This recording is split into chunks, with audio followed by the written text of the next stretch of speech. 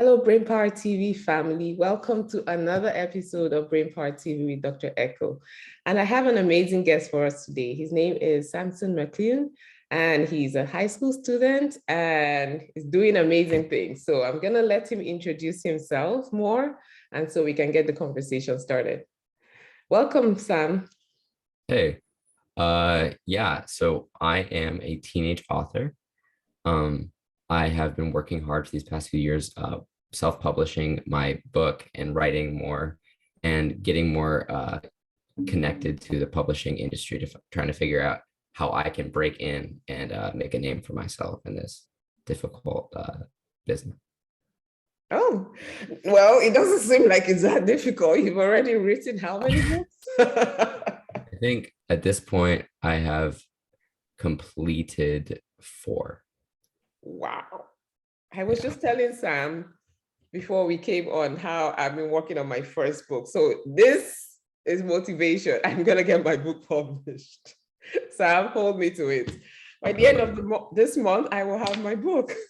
So I have so many questions for you. So tell me, how did you even get interested in writing in the first place?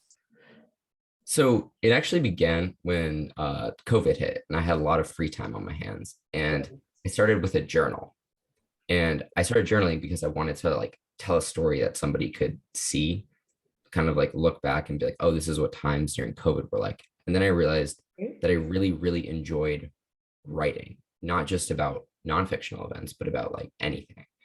So I started trying to come up with an outline for a novel. And I think I came up with ones for 4 books. Didn't finish any of them. And then I took 2 months to just sit down and think and let these ideas simmer in my mind.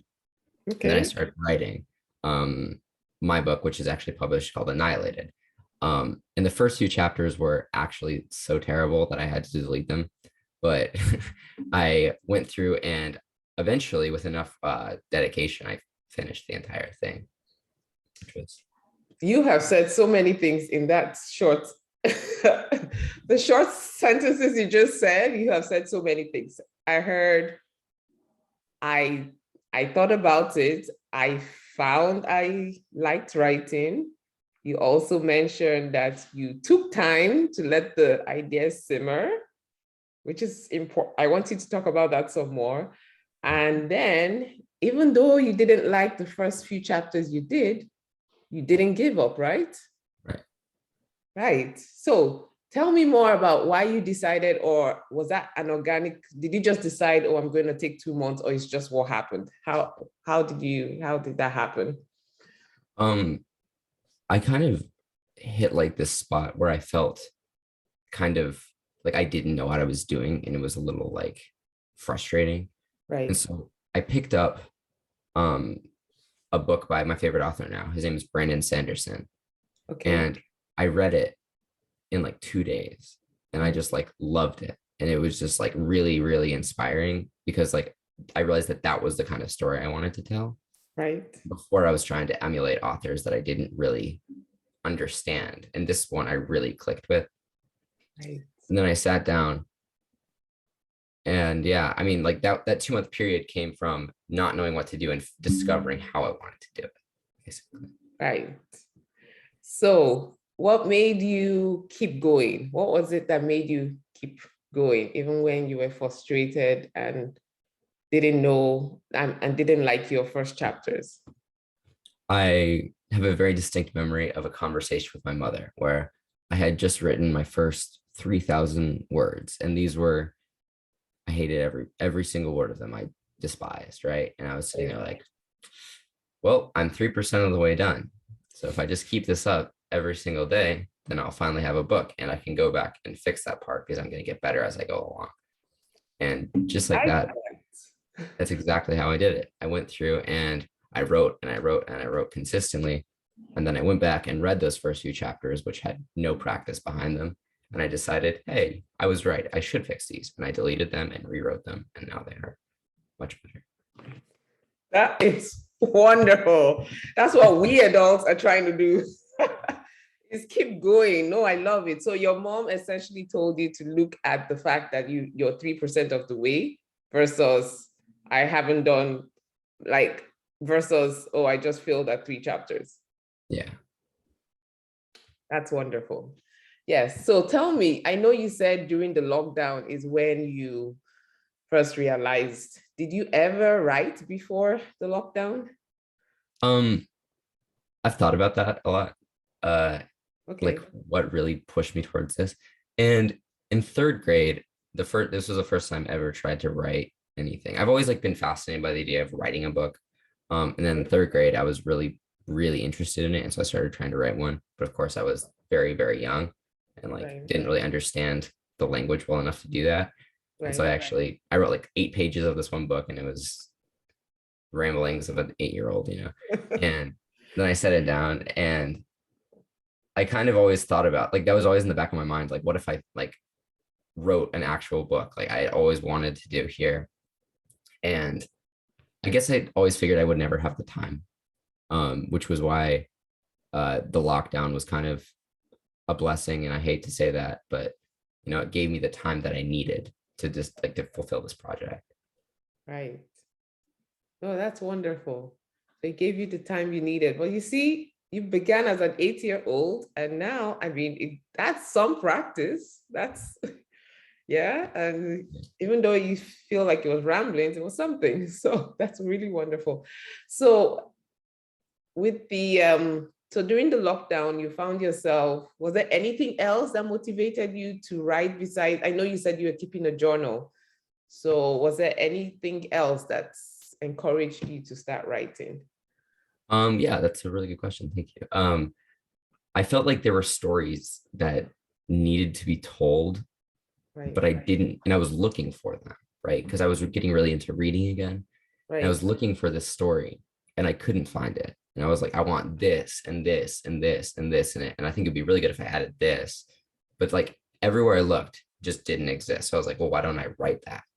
Like, Exactly. why am I letting someone else take care of that? So Right. That's such an important thing is you find you're looking for something, you don't find it, so you create it and you're making your own path. So if you keep going with that mindset, guess what? This publishing wall that you first described as hard, it's not going to be hard because you're making your own way, thank you. right? Yeah. Yeah, so that's so wonderful. Um, okay, so tell me about so now, okay, lockdown is over and you're back to school. How do you structure your time so that you can keep writing? Or before you answer that question, can you tell me how you were able, how did you structure your time even during lockdown so that you were consistently writing? Because that's the key word, is the consistency, because without that, I'm sure you agree, you can't really get anywhere with this. Right. Um, so the first book was the hardest for me, and that I didn't know how I wanted to even like start planning the writing. So there Right. was a really weird thing that happened when I wrote it, right? In August of 2020, I sat down to write it. And I think I got 10,000 words in. And then I realized I didn't know where the story was going. And so I waited like 3 or 4 months, letting the ideas simmer again. And this was also when school started. So I was like really focused on my schoolwork, like, oh, I might not have enough time. And Right. then on the new year, I remember New Year's Day, I sat down and I wrote down the outline for the book. And I was like, here's what I need to follow. Here's when I'm going to get it done. I'm going to get it done by April 1st. I'm going to write every weekend, 1,500 words every weekend, and whenever I can throughout the week. And it will be done by April 1st. And then I did that. And so you just have to make sure like that habit becomes like, it's not even like a chore anymore. It's just like habitual, like, oh, today I get to write and today I get to take out the trash. And it's just like a part of your daily routine. And then I kind of developed after that. And I started becoming a person who writes on the daily. And for my next book, I actually wrote every single day. And I have never taken a break when I say I'm going to write every single day. There's never been a time that I've missed that because it's just so easy to get into that habit. Nice. So what I'm hearing you say is because you enjoy doing it so much, now it's become a habit for you Right. and it's not work anymore. And so how long every day do you write for? Um, I write as long as it takes for me to fulfill the word requirement that I have because I set deadlines for myself. Okay. Um, so I don't spend too long on one project. But that can vary between 2 hours and 45 minutes, depending on how like inspired I am. So it sounds like you also block your time, huh? Do you plan your time out every day? Like I'm gonna give writing 2 hours max. I'm gonna give playing the cello, which I see behind you, an hour. Is that how you plan your day? Yeah, kind of. Okay. I have a lot of time that I can structure like that. Like I'm like, okay, I have school today. And then some days I have a lunch break where I can come home and work. Um, and sometimes I write during that time, but not usually. And then I have to go back to school and then I come home and I actually train Brazilian Jiu Jitsu, which is a Okay. form of grappling. And then I come home and I write between like 9 and 10:30. And that's like every single night as I sit down, oh, it's 9, I gotta start writing. And yeah, I really like to block my time out, like you mentioned. Nice. So tell me what that does for you. How does it make you feel when you have your time structured and you're able to meet your goals? How does that make you feel? It makes me feel really fulfilled and like I'm making progress. Because the most difficult part about starting this was feeling like no matter how much I worked, nothing would ever change. And I would always be like, oh, I'm never going to finish writing the book or I'm never going to become a good writer.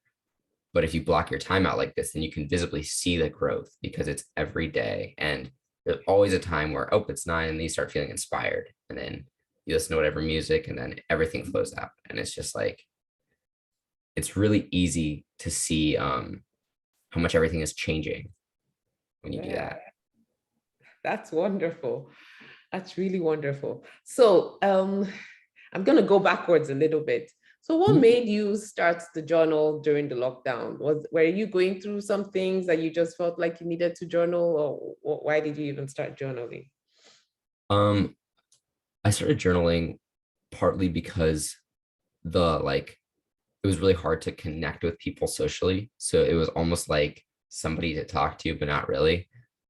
Also, my mother recommended it because she said that um, there's going to be people, sorry, I lost my train of thought. There's going to be people who are like looking back at this time period and they want like accounts of what happened. So, like, oh, you should take a journal just in case someone wants to like read about it. And just like, so you can remember how you felt during lockdown. Right, And right. I think I got 10 entries in. That's well, you got them. Yeah. So, how did you feel when you were journaling? How did it make you feel? Like in terms of the way you were thinking and your mental health and meaning, like just your feelings and all of that. How did that help you? Or did it help you? I should It, say. I'm assuming. So, did it help you? yeah, I think it did. Um, because it kind of helped me express myself. Eh, And I think what the weird thing for me with journaling is that this is the main reason I stopped actually, is that they all started to feel the same. And I realized that every day in lockdown was just the same thing over and over. And so that's really kind of why I started moving into fiction and like fantasy writing, because then I could craft something that was different. Yeah, that's wonderful. So, so now so yes, we've talked about how you schedule your time now, school, you're back in session. So where do you see you're a senior, right? Or you're a junior? What's your grade in high school? I am a 12th grade. I'm a senior. You're a senior. So what are your plans? Wow. Um, in the fall, I'm gonna go to college and I'm going to continue writing and work through the college stuff. Okay. So what are you going to college for? Um, right now, I want to come out with a business degree. I would just want to use it to help develop my business around writing. So I'm really interested in building, yeah, my brand and everything, and I'm hoping college will help me do that. Okay, so your major in college is going to be business? Yeah. Okay, nice. So you want to create a business around your books, around your writing. Mhm. Nice. That's wonderful. So are you going to take extra writing classes maybe, or you're going to just take extra business? Well, are you doing both English and business or just I don't think I want to do English because okay? I found that when I study something I often lose a passion for it just because of the way that like my brain works is like I put so much effort into it and I get burnt out. And so I Okay. think that this is going to stay just like on a different part of my life, and then Okay. studying is going to stay on the other part. Right. Um, so I think if I minor in anything, it would probably be like studying film or something because I'm really interested in moving into the visual medium. Right. Yeah. Nice. Wow. Watch out, world. Here comes Sam. No, and I know you're gonna do it. And having so what how does it so tell me, how does it help you to have a mom who's built a business as well? Like how does that help you? It's really, really, really helpful because one, she has so many connections, as you can obviously attest to. Um, and she's also very like into strategies for growth, right? Right. So she always talks to me about the easiest ways to feel good about yourself and how Right. to get positive growth and how to do pretty much anything that I need to do. I can go to her and be like, hey, how do I do this thing? She's like, well, I don't know how to do it, but here's how you can learn how. And Nice. things like that. Right. And it's very helpful because she already has this base that I can just build off of with her knowledge. That is fantastic. That's so wonderful. Don't you love your mom? Yeah. Thank I'm God very for lucky. thank God for amazing moms. Yeah, so that's really great. So, how did you decide? So I know you said that you started off writing events about COVID, but then you decided to switch into fiction. So how did you decide what kind of fiction to write about? Um, I was really struggling with that actually. That was a big problem for me because I didn't really know what genre I wanted to write in. Right, Like I really liked alternate history and alternate like stuff where like what if this person won this war or something and it was like different. right, But um I didn't really understand the best way to tell a story like that. And then that author, Brandon Sanderson, is a fantasy author. And I found that his style was very easily digestible.